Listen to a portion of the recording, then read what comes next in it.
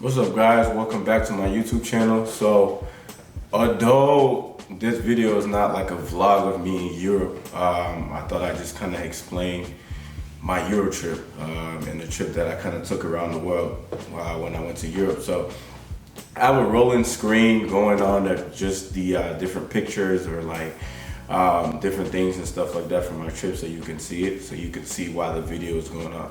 But I started in Paris. I took a plane ticket. I live in Atlanta. I took a plane ticket from Miami to Paris because it was like $400 round trip. A lot of times tickets are going to be cheap from Miami or they're going to be cheap from New York. So from New York to like Europe, it's like $300. From New York to Paris, it's like $400. If you don't believe me, go on google.com, just search flights, type in any city like Atlanta to Paris for like a date somewhere down the line, and then type in New York to Paris, and then you will see, like just pull up the whole month and you'll see the significantly difference, because it's only a 5-hour flight from New York versus 10 hours or so. So got to Paris. It was like a Tuesday morning. I got to Paris, so I flew all overnight, this was my second time in Paris. So I love the city for shopping and different things. I wouldn't say it's like a big shopping city. You kind of have to find like your spots and stuff like that you want to be into. But I would say like, they have like the normal stores that they would have here. And then I went to like a couple of thrift stores in the cut. Went to a couple of stores that I shop at, like the Pigalle district. Pigalle is in that particular area. It's a dope store, like beautiful story around it. It's right next to the Moulin Rouge, so like you can hit that. I know that's a famous landmark. It's on like this trip with a whole bunch of like night entertainment and like different things in Europe. But Pigalle district, hella cool area in France. Is in Paris.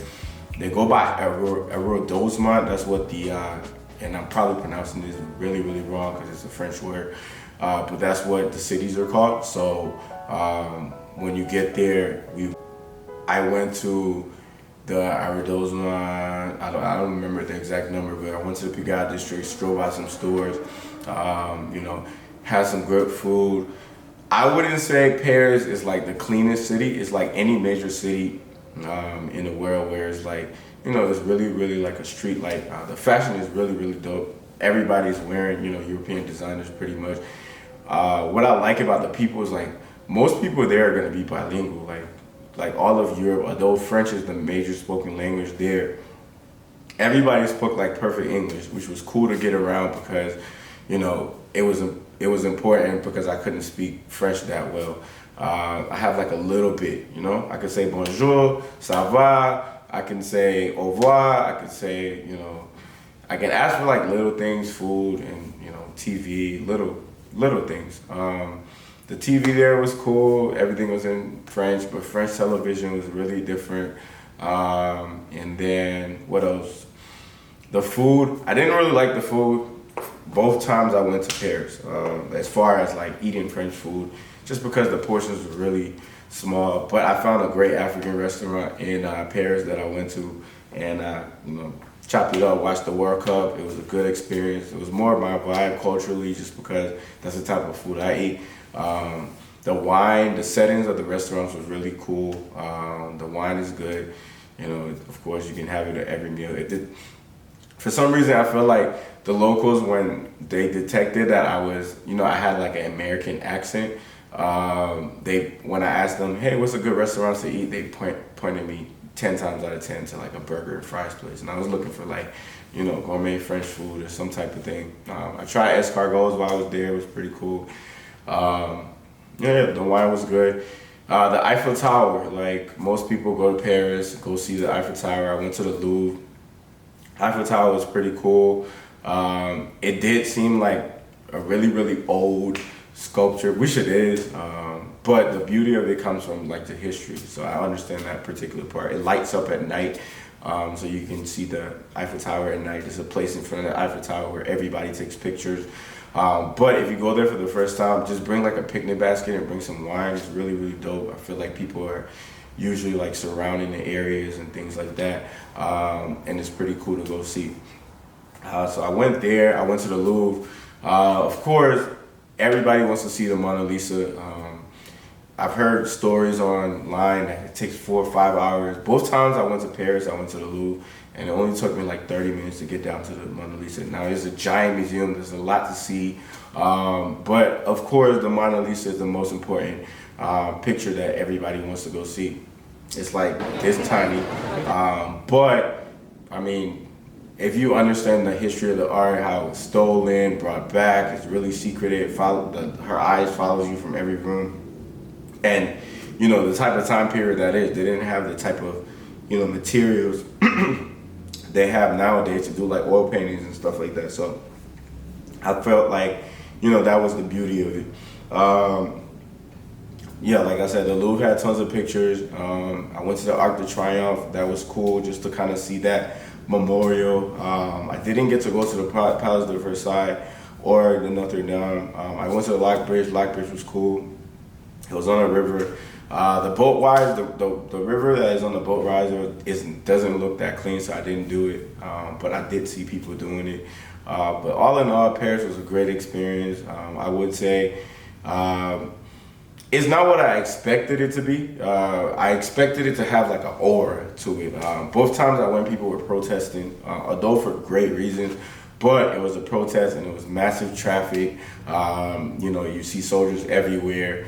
And it's the capital city, but you see people everywhere like M16 I was stuck in traffic for like 3 hours. Both times that I was in Paris, there was a huge protest that's going on, and supposedly, you know, is a protest happen often because it's a true democracy. But yeah, I went to the malls. The malls was cool. Really, the best shopping areas I would say are like next to I just put in the Supreme store, and then and there's like a thrift store right across the street, and that literally just took me down a path to like every single store. I think it's called like Rue de Ballet or something like that.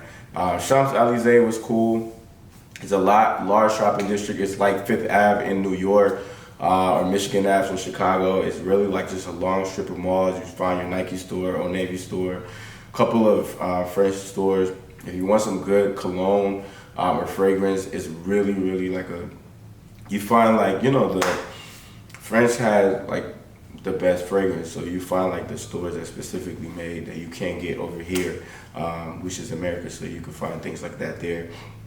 The people were cool. They smoked in most restaurants that I went to, which is, you know, a little bit uncomfortable. If you live in America, you realize that, you know, people don't smoke in restaurants anymore like they used to before, but it's fine. People are really nice about it. They don't blow it in your face or anything like that. And, you know, I just think Paris is a place where, for me, I have to go and relax. You know, there's so much to see when you're being a tourist, but to truly feel like a city vibe, you gotta relax. And so the next time I go, that's probably, you know, what I plan on doing. After Paris, and I know the roll is probably finished rolling, but after Paris, I went to Amsterdam. It was about a 2-hour train ride. I booked the train maybe like 2 weeks before I took the trip. It was like $39. Went to Amsterdam. I was only there I got there early. So I got there at 8 a.m. and I was leaving the next night. So I spent one night in Amsterdam. Went to Amsterdam. It was really cold, so went to a place, got some hot chocolate. You know, the Dutch hot chocolate is really, really dope. As soon as I got to Amsterdam, it was completely different from Paris, just because it was cleaner. You know, the Dutch people, like at least my treatment, they were super nice, super helpful in helping me get around, go everywhere. My Uber driver was really, really cool. Took me through, went down to a coffee shop in Amsterdam just to kind of get that experience of what it was like. Went there, I couldn't check into my hotel till 4.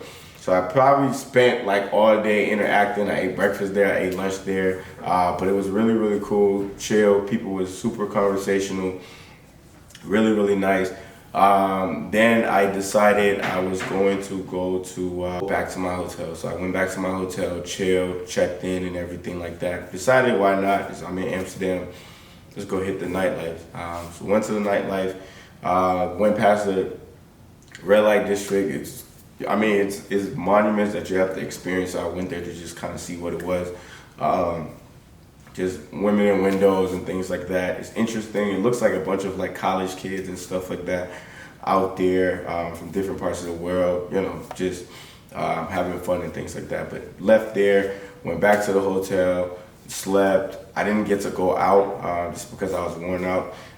In the middle of the day, actually it was like a long traveling day because I got there, and then the next day I knew I was gonna have the whole day. So the next day decided, you know, to go do some more shopping. I like Suit Supply, one of the suit stores that I shop at, and the headquarters are in Amsterdam. So I wanted to see that. As far as the headquarters, went there, went to Scotch and Soda because the headquarters are in Amsterdam too. Went to some tailoring store and some, you know, niche stores, and then went on from there. And then after Amsterdam, I decided catch a flight to Ibiza. I had a layover in Mallorca, which is really, really cool. It was only like an hour or two layover, but I got to see what Mallorca beaches and stuff, at least from an area view, looked like. I followed the soccer team, so I really, you know, appreciated that. So after Mallorca, you know, got to Ibiza at like 9 o'clock at night, which is probably perfect for Ibiza because I got there and checking into my hotel, I stayed on San Antonio Strip, which is literally where everything is on the Strip. To compare it to the city would be like going to Miami Beach, pretty much in Ibiza, or going and staying on Ocean Drive. So it was literally a bunch of bars up and down the street, bunch of people just running around, partying and things like that. But it was like, you know, people from everywhere. You could tell they were having a good time on vacation, and it was World Cup season. And I was in Spain, went to the pub, watched the game, went to a couple of the bars, a lot of EDM music, a lot of old hip hop, but you expect that from Europe. To my surprise, there was like a lot of, it looked like Senegalese people over there selling like jerseys and stuff on the street, interacted with them a little bit and things like that. I was just surprised to see like, you know, Africans all the way in that part of the world, which is really, really cool to me. But yeah, Ibiza was awesome. It was a great experience. Went to the other side of the island a little bit more at night, where it was more quiet, more relaxed. Went to the Me Hotel to have a brunch. They had like a brunch vibe. Have you ever been to like a brunch party in the States where like the Fountain Blue kind of vibe, kind of like that? I feel like Ibiza reminded me a lot of Miami. So went to Ibiza, then went back to Paris, finished out my stay over there, and then headed back to the US. And then, you know, I thought it was a great Eurotrip, learned a lot. It was really easy to move around. All my flights was under an hour to these countries. Train rides was 2 hours. And, you know, I went on Eurorail.com to book the train rides, and I just went on Google and booked my flight. But yeah, next Euro experience, I definitely want to go to Milan. I heard it was really more of a, you know, just a great modern city, and mixed with, you know, the architect, because a lot of Europe is very historic and, you know, it's not as modern. Well, at least, you know, the Paris, the Amsterdam's, you know, even though the architecture is different, it's still not as modern as to probably Sweden or something like that. But yeah, had a great time, good experience, and that's pretty much it. It's kinda like giving your fame away. What's wrong with you? I sit in a box where the owners do. A boss is a road that I've grown into. I love you to death, but I